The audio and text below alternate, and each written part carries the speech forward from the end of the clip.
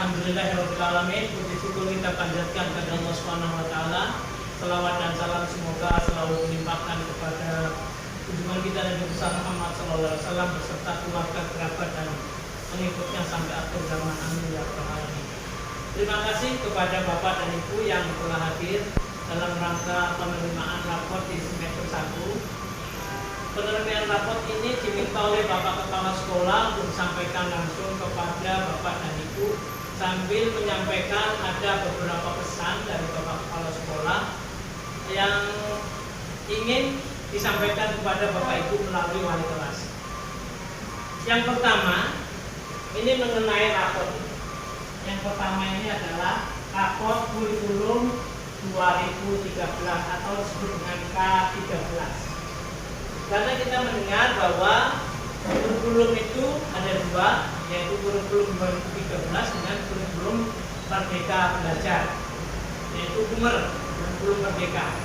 Nah, yang untuk kelas 6 ini kita masih menggunakan kurikulum 2013 sampai nanti akhir tahun.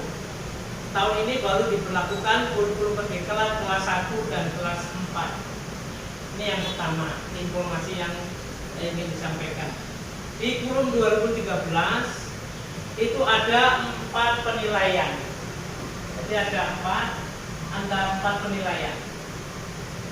Penilaian yang pertama ini adalah pengetahuan. Ada pengetahuan. Kemudian yang kedua ada keterampilan. Ada keterampilan. Yang ketiga ada sosial. Yang keempat ada spiritual. Ini di rapor masuk ini semua. Makanya tidak ada ranking di dalam penerimaan rapor 2013 dikarenakan banyak faktor. Di antaranya adalah ini menjadi faktor utama. Silakan masuk. Ini faktor utama. Semua menjadi hal yang sangat penting. Jadi tidak boleh dianaktirikan. Artinya semuanya harus terpenuhi. Kalau nanti di pengetahuan ada dibuat ranking, nanti keterampilan ini buat ranking lagi. Sosialnya ranking, spiritualnya ranking, pusing nanti malah. Jadi keempat ini adalah sesuatu yang sangat penting dan tidak boleh dianaktirikan. Makanya di dalam kelas saya itu tidak bisa meninggalkan meskipun dalam kondisi istirahat ataupun dalam kondisi bidang studi lain. Kenapa? Karena akan saya pantau sosialnya. Sosialnya itu bagaimana dia bergaul, ucapannya, perbuatannya, bagaimana dia sopan santunnya. Nah, itu saya akan periksa. Kalau untuk yang pengetahuan ini skornya 1 sampai 100 sampai di 2 ini. Kalau ini skornya A, B, C, D. Ini sangat baik. Sangat baik. Yang B-nya ini baik. Ini baik saja B-nya. Ini cukup. Nah, ini yang tidak baik, yang D-nya. Ini tidak baik. Nah, ini. Ini duanya ini pakai skornya A, B, C, D. Kalau di angka ini 3, ini 4, ini 3, ini 2, ini 1. Kalau anak bapak dan ibu mendapat C, ini tidak lulus. Makanya saya berusaha untuk menciptakan suasana B. Kalau tidak bisa membuat suasana A, ini saya harus ciptakan. Bagaimana cara saya menciptakan? Pertama yaitu tadi saya akan pantau. Nanti kalau ada yang ngomongnya itu jorok, kotor, karena kalau di rumah itu kan ketemu dengan orang-orang luar itu kadang-kadang anak-anak itu suka ngikut yang kata-kata kotor itu. Apalagi kalau lihat media sosial di WA, yang TikTok, snack, hello, itu semua kadang-kadang menampilkan tayangan-tayangan yang menurut dia lucu, tetapi menurut norma itu salah, ya? Karena misalnya kalau di Surabaya itu ketemu temannya, ayo itu biasa. Tapi di Samarinda itu nggak biasa. Itu dianggap penghinaan. Makanya ini harus disosialisasikan sama anak-anak, dibiasakan. Kalau ada yang ngomong begitu, oi mulut, nah gitu mesti. Untuk menciptakan suasana B. Ini untuk nilai B. Ini semua ini nggak bisa kita tinggalkan. Karena yang pinter aja, hidupnya belum tentu sukses. Pinter pengetahuannya aja. Yang jadi anggota dewan itu kebanyakan sosialnya baik, pengetahuannya sedang-sedang saja. Anggota dewan, karena dia pandai bersosial, ngajak orang-orang, nah pandai kampanye, jadi anggota dewan. Karena pengetahuannya sosialnya baik, punya uang bagi-bagi, coblos saya, misalnya kan. Nah itu. Kemudian yang menjadi penceramah itu adalah karena spiritualnya baik, ilmu agamanya baik, hafal Al-Quran masih kecil. Nah itu, ini spiritualnya baik. Dia bisa jadi orang sukses semua. Tidak hanya yang pengetahuan. Makanya ya, jaminannya apa? Ya semuanya harus dikembangkan secara bersama-sama. Nah, ingin saya sampaikan di sini supaya apa yang saya usahakan di kelas, Bapak dan Ibu dukung di rumah. Artinya kalau memang anak-anak itu biasa ngomong yang ikut di luar itu, Bapak Ibu ingatkan, jangan begitu, tidak baik, ya. Itu supaya sinkron apa yang saya sampaikan di sekolah dengan yang ada di rumah. Jadi ketika nanti ketemu di sekolah, oh iya, saya di rumah juga dimarahin. Nah begitu kan. Ini yang pertama, ini pesan yang pertama dari K13 ini rapor. Pesan yang ketiga, ini adalah sekolah tanpa sampah. Sekolah tanpa sampah. Ini kayaknya tidak mungkin, ya kan? Kayaknya tidak mungkin, karena sampah itu pasti ngikut kemana kita pergi. Tetapi paling tidak ini mengurangi. Dengan cara apa? Kita sediakan anak-anak kita itu bawa minuman seperti ini. Tidak terlalu mahal, jangan beli yang mahal. Kalau yang mahal itu ada yang 2 juta, ada yang 3 juta, gitu kan. Kemarin ada promosi di sekolah itu ada yang 3 juta, katanya bisa mengubah air biasa menjadi air mineral, gitu kan. Nah itu kan, itu silahkan saja kalau punya. Kalau tidak punya yang biasa saja seperti ini, ya cukup berapa ribu aja bisa beli. Kalau terpaksa nggak bisa, ya pakai botol aqua bekas, yang penting belum penyok-penyok lah kan, masih rapi, diisi ulang, diskusi. Ini yang pertama, ini pesan dari Bapak Kepala Sekolah, sekolah tanpa sampah, bawa botol air minum. Tahun kemarin itu saya memang menyediakan dispenser. Jadi saya sumbangan koin sama anak-anak itu untuk beli air, taruh di kelas. Tetapi karena Covid, kita nggak boleh gantian tempat minum. Kalau bawa gelas masing-masing bisa, kan? Makanya nanti kalau Covid ini berakhir, insya Allah nanti saya akan usahakan untuk dilakukan lagi air ulang, isi ulang. Jadi anak-anak cukup bawa botolnya, habis isi lagi di situ. Tidak perlu beli air putih di kantin. Ini untuk mengurangi sampah. Kemudian program saya itu mohon nanti dibantu di rumah juga, Bu. Saya masukkan lemari juga sampahnya. Jadi kalau misalnya anak-anak itu beli air misalnya seperti ini botol tidak saya suruh buang. Jadi kalau ada sisanya, airnya ada buang, botolnya dikumpulkan. Ini kalau saya tanyakan di pengepul, 1 kilonya kena 2.500 botolnya aja. Kalau kertas HPS yang putih begini, ini bisa 5.000. Nah, itu bisa dijadikan uang. Tapi saya berharap ini tidak dijadikan uang, tetapi dijadikan hiasan. Nanti saya juga siapkan tuh alat-alatnya, bagaimana ini kita bisa jadikan keterampilan untuk anak-anak kita. Ini program ini yang program sekolah tanpa sampah. Jadi saya berusaha begitu. Terus yang terakhir, ini ada sumbangan gempa. Nanti dikira ini untuk sekolahan, bukan Pak. Ini sumbangan gempa ini program dari dinas. Gurunya ya diminta, Jadi muridnya juga diminta sukarela aja. Nanti silakan dimasukkan di situ. Seberapa aja nanti saya hasilnya akan saya laporkan di WA group. Ini yang saya sampaikan untuk pertemuan kita. Jadi karena tadi ada usulan langsung ambil ya.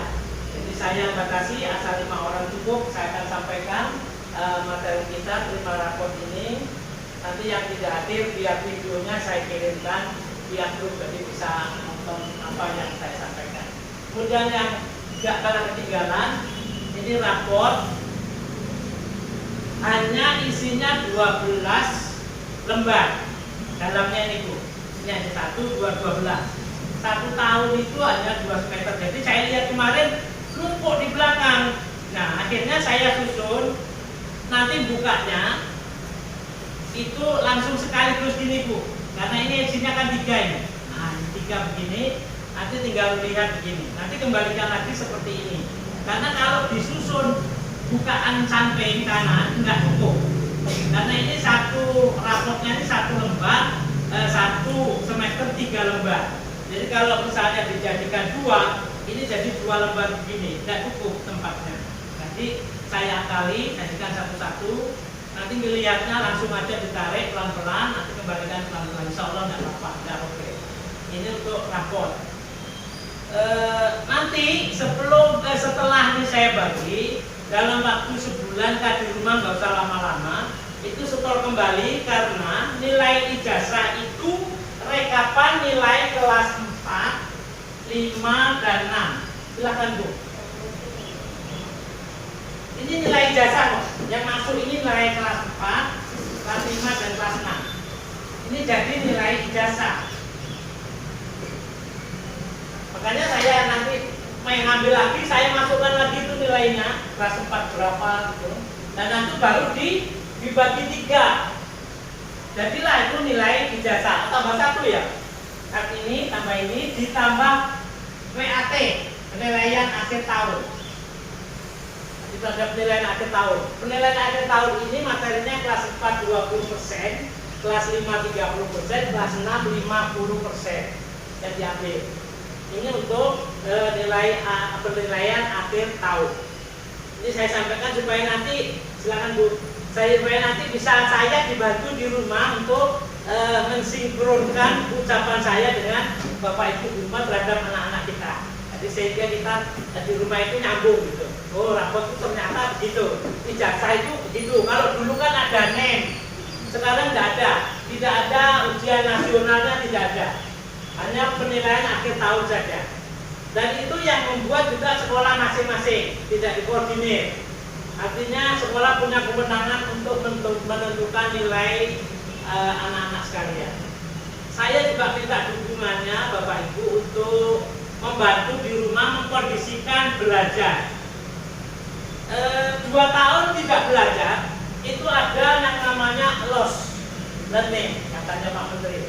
Ada belajar yang kosong, artinya disiplinan itu tidak muncul. Ketika kita menerangkan, dia asik dengan kegiatannya masing-masing karena biasa dengan pakai HP, meskipun HP itu dikumpulkan di sini. Konsentrasi tidak bisa penuh karena kurang biasa. Nah beda kalau dilatih tiap hari gitu kan, ini datang juga langsung siap belajar sudah, gitu kan? Ini enggak siap main. Jadi kalau ke sekolah itu mesti penuh mainannya. Nah itu kan. Nah untuk merubah itu perlu waktu. Nah ini sudah berjalan hampir 6 bulan ini.